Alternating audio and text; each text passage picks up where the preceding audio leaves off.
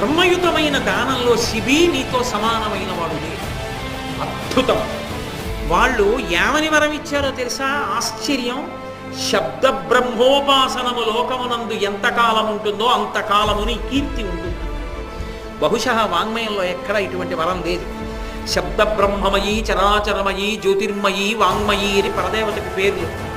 శబ్ద బ్రహ్మంగా అమ్మవారిని ఉపాసన చేస్తారు. శబ్దము ఆకాశ గుణకం, ఆకాశంలో ప్రయాణం చేస్తుంది, చెవి ద్వారా వింటాం.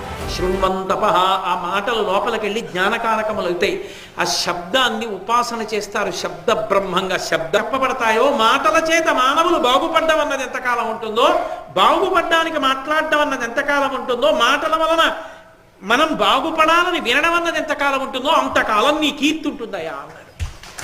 అంటే అసలు శబ్ద బ్రహ్మోపాసనం ఉన్నంత కాలము నీ కీర్తి ఉంటుంది శిబి చక్రవర్తి. అందుకంటారు పోతన గారు,